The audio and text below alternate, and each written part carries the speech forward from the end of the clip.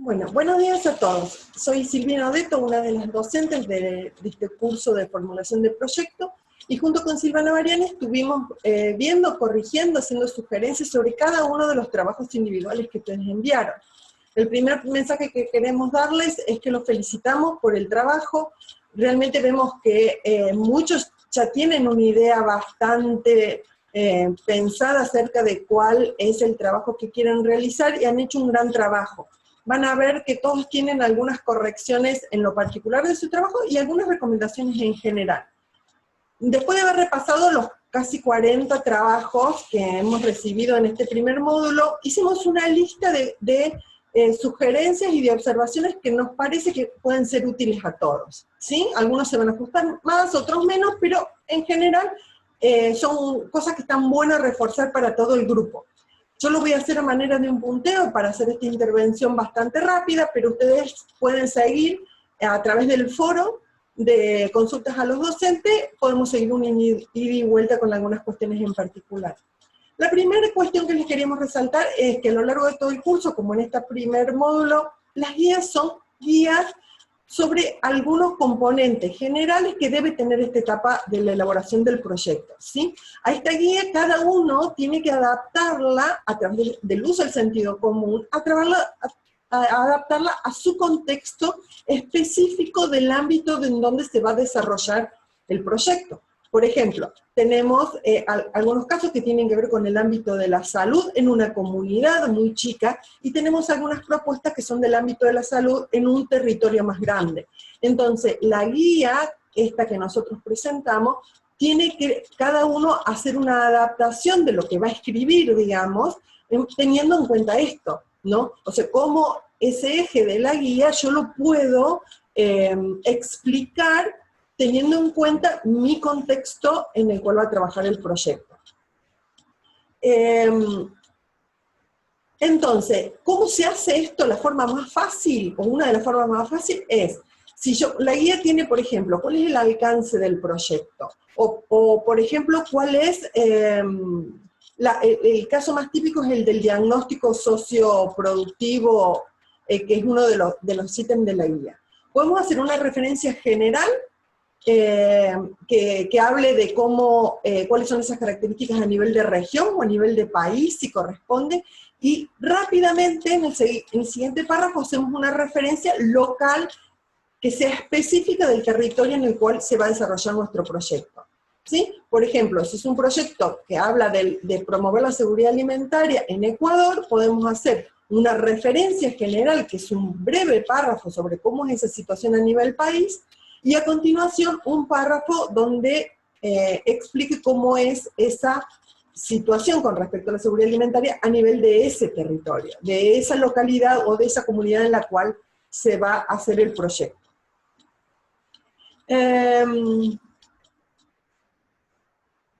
Otra cuestión es que vimos en casi todos los proyectos que hay siempre alguna referencia a todos o a muchos de estos ejes que yo les voy a comentar. A una cuestión de género, es decir, que aborda la cuestión de la inclusión de la mujer o la revalorización del rol o de los saberes de las mujeres. Hay una cuestión en referencia a la juventud, a la inclusión de los jóvenes o trabajar con jóvenes. Hay una alusión al trabajo con o desde los pueblos originarios de diferentes comunidades. Hay una referencia a la organización de los productores o de la población. Hay referencias claras a la producción agroecológica.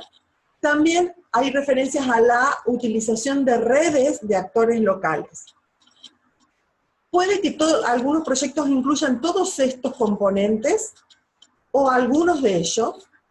En todos los casos, a los momentos de leer y de evaluar un proyecto, se pone mucha atención y mucho valor a cómo ese proyecto propone abordar cada una de estas cuestiones. Entonces es muy importante dejarlo claro.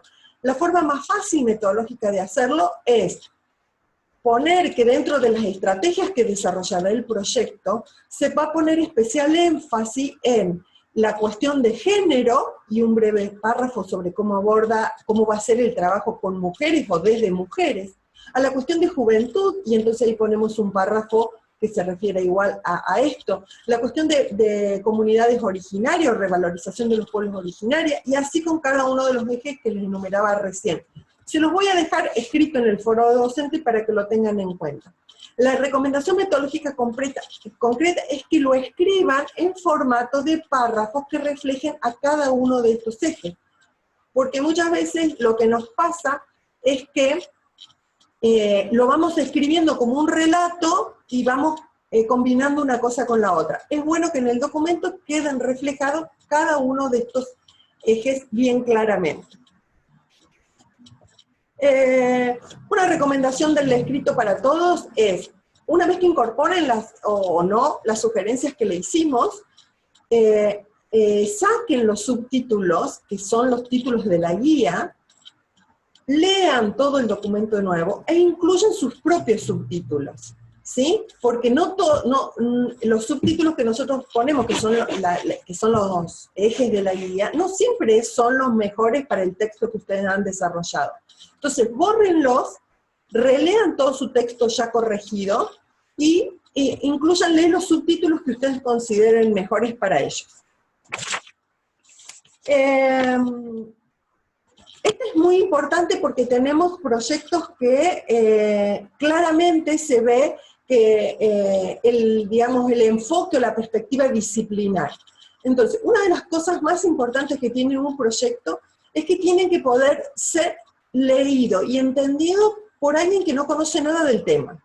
Sí, generalmente los equipos de evaluadores son multidisciplinarios, pero muchas veces tienen algún sesgo. Entonces, es importante que los proyectos estén escritos con terminología fácil de entender, ¿sí? Con palabras fáciles de entender por cualquier persona que no conozca del tema.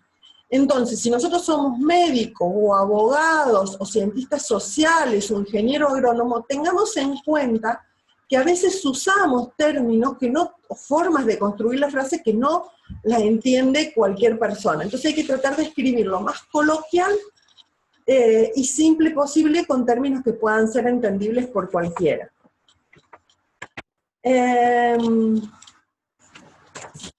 Los aspectos es que una cosa que hemos visto acá, que ustedes vieron que el módulo habla sobre plan, programas y proyectos, es decir, sobre diferentes escalas de la planificación, y el ejercicio sobre la justificación. ¿Cómo conecta una cosa con la otra? Vean ustedes que muchas de las observaciones que les hemos hecho es que a veces el título o el diagnóstico, o la caracterización, o el objetivo general que ya se puede empezar a vislumbrar, tiene más que ver con una dimensión más macro, más de gestión, más de cuestión política a nivel país o a nivel región, que con respecto a nuestro ámbito de intervención, que es el proyecto, ¿sí? Entonces, van a ver que muchas de las recomendaciones habla de bajar el recorte que están haciendo a nivel de título, a nivel de diagnóstico y a nivel de enumeración de los impactos de que nuestro proyecto puede realizar.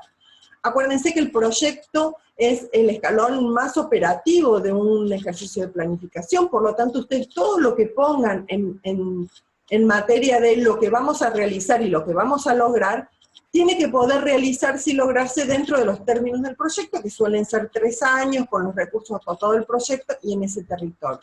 Entonces, como ejemplo, si nosotros decimos que nuestro proyecto es lograr la seguridad alimentaria, muy difícilmente eso lo podamos hacer en el término de un proyecto. Ni hablemos de la soberanía alimentaria, que son categorías que van más en línea con una política de Estado, o con una política incluso de estados de la región, que con el ámbito de intervención. En ese caso lo que nosotros vamos a poder hacer es contribuir a ese lineamiento, o contribuir al buen vivir, o a las teorías del buen vivir, ¿sí?